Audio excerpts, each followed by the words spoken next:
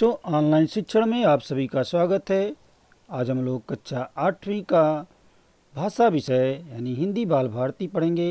हिंदी बाल भारती में दूसरा विभाग चल रहा है। इसका पाठ 5 है। जो दूसरा विभाग है उसमें 5वां पाठ है, हारना भी हिम्मत का काम है। इस पाठ का स्वाध्याय कैसे लिखेंगे, इस वीडियो के माध्यम से आप लोग समझेंगे। तो चलो देखते हैं। जो है पाठ 5, हारना भी हिम्मत का काम है, इस पाठ का स्वाध्याय और जो है इससे संबंधित कुछ और भी बातें। पहले हम देखेंगे इस पाठ का शब्दार्थ, शब्दों के अर्थ। कुछ शब्द आए हुए हैं, उनके शब्द हैं उनके अर्थ क्या हैं, हम पहले समझ लेते हैं। चेंज करना, इसका अर्थ है बदलना, यानी हम उसके मतलब को समझ लेते हैं। चेंज करना इंग्लिश शब्द है, इसका अर्थ है बदलना। नाकामयाबी, कामयाबी में ना लगा दिया, नाकामयाबी यानी असफलता। फैसला, निर्णय। अंतर्मन, आत्मा। आकलन, आकलन करना यानी परीक्षण करना। उत्तीर्ण होना, पास होना या सफल होना।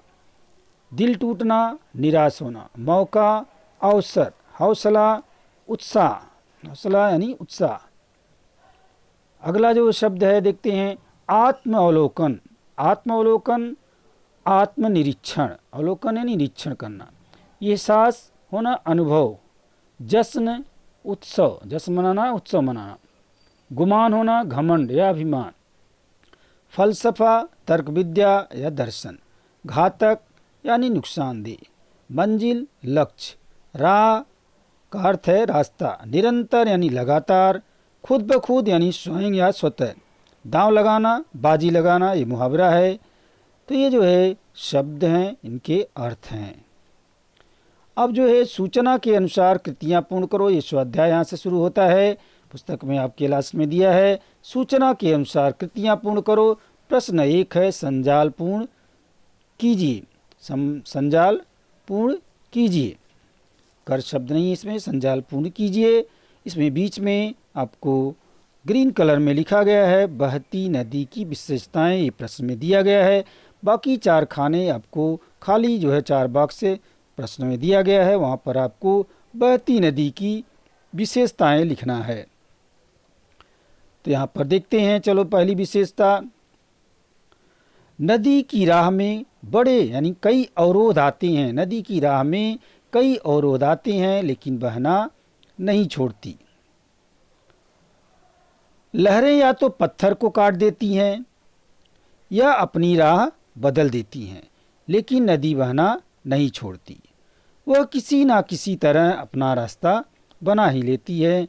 इस तरह से यहाँ पर आप जो है ऊपर से बाईं तरफ जाते हुए इधर जो है दाहिनी तरफ आएँ तो क्रम से इसका उत्तर हो जाएगा।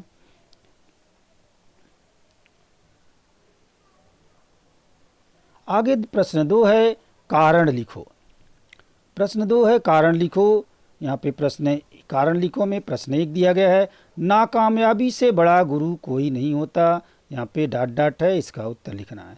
उत्तर है, क्योंकि जब आप जिंदगी में पीछे मुड़कर देखते हैं तो वही असफलताएं अनुभवन आपको अनुभवी की पदवी देती हैं।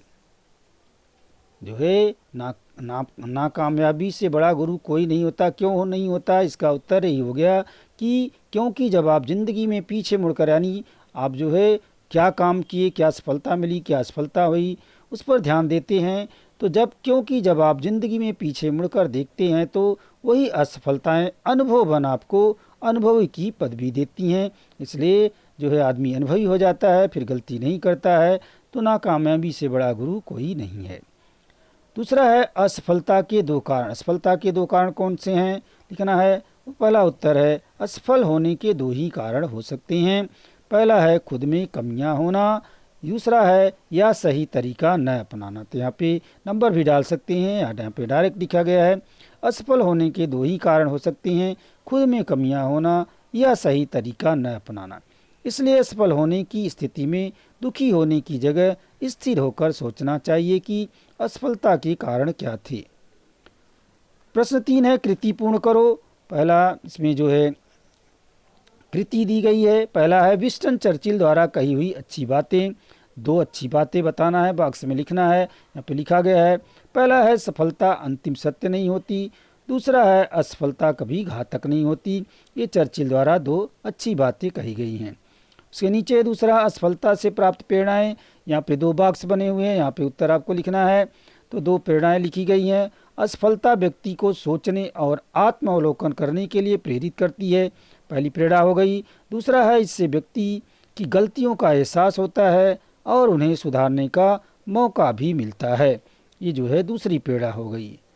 आगे जो है भाषा बिंदु शुरू होता है, यानी व्याकरण का पोर्शन शुरू होता है। तो यहाँ पे प्रश्न लिखा गया है, शब्द समूह के लिए एक शब्द लिखो। पुस्तक में प्रश्न 4 नहीं करके है, केवल भाषा बिंदु है। तो शब्द समूह के लिए एक शब्द लिखो। यहाँ पे शब्द है, समूह है। पहला है पथ को दर्शाने वाला, इसका एक शब्द हो जाएगा पथ प्रदर्शक, पथ प्रदर्शक। दूसरा है संकुचित वृत्ति वाला, ये शब्द समूह है, इसका एक शब्द हो जाएगा संकोची। तीसरा है सदैव घूमने वाला, इसका एक शब्द हो जाएगा घुमक्कड़। चौथा है 100 वर्षों का काल, शताब्दी। अब जो है इसके आगे जो पोर्शन है वो पत्र लेखन का है। तो यहाँ पर एक पत्र का नमूना दिया गया है और पत्र लिखने के लिए कहा गया है। छात्रावास में रहने वाले अपने छोटे भाई बहन को अध्ययन तथा अपने स्वास्थ्य की ओर ध्यान देने की सलाह देते हुए दिए गए प्रारूप में पत्र लिखो। ये प्रारूप दिया गया है, पत्र लेखन का प्रारूप है। इस तरह से आप लिख सकते हैं। ये जो है अनौपचारिक पत्र है, औपचारिक और अनौपचारिक पत्र होते हैं। जो हम व्यक्तिगत रूप से लिखते हैं, परिवार को लिखते हैं, रिश्तेदार को लिखते हैं, वो जो है अनौपचारिक पत्र होता है। और जो किसी विशेष संस्था को लिखते हैं, कार्यालय में लिखते हैं, गवर्नमेंट को लिखते हैं, वो जो है औपचारिक पत्र होता है। फिर भी अनौपचारिक पत्रों का भी एक नमूना होता है, एक तरीका होता है। तो पहले जो है यहाँ पर हम बाईं तरफ में दिनांक, संबोधन, पहले थोड़ा सा दिनांक इस बाजू में लिखा जाता था, अभी लिखने का थोड़ा तरीका चेंज हो गया है। पहले ऊपर दिनांक, बाईं तरफ संबोधन, अभिवादन, प्रारंभ, यहाँ से शुरू करेंगे। फिर नीचे विषय विवेचन, यानी विषय किस विषय में लिखना चाहते हैं वो पूरा विषय इसमें हम लिखते जाएंगे। अंत में जो है तुम्हारा या तुम्हारी जो है उसको करके, यानी जो भी रहेगा, जेंट्स या लेडीज, मतलब आप पुरुष हैं महिला हैं, उसके अनुसार जो है आप यहाँ पे तुम्हारा तुम्हारी उपयोग करेंगे। नाम, पता, ईमेल आईडी आज आजकल हो गया है, उसे भी लिखते हैं। ये जो है आप लिख सकते हैं। तो यहाँ पे एक प्रारूप लिख करके आपको बताया गया है। तो देखिए पत्र का प्रारूप, दिनांक 6/1/2022, कोई भी दिनांक लिख दीजिए। प्रिय भाई, यहाँ पे लिखा गया है संबोधन, प्रिय भाई अभिषेक, छोटे भाई को कहा गया है इसलिए छोटा भाई है, नाम लिख कर लिख सकते हैं।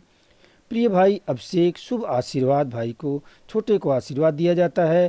तो प्रिय भाई अभिषेक, शुभ आशीर्वाद, इस जो है संबोधन हो गया, आशीर्वाद हो गया। यहाँ से पत्र का विषय है, मुझे तुम्हारा पत्र मिला, तुम्हारा हालचाल मिला, माताजी और पिताजी को खुशी हुई। यहाँ पर सभी लोग आराम से हैं, कोई चिंता करने की बात नहीं है। परंतु भाई तुम वहाँ अकेले छात्रावास में रहते हो, इसलिए माताजी को तुम्हारी चिंता लगी रहती है। तुम वहाँ पर पढ़ने के लिए गए हो, इसलिए खूब मन लगाकर पढ़ो ताकि परीक्षा में अच्छे अंक प्राप्त कर सको और अपना करियर बना सको।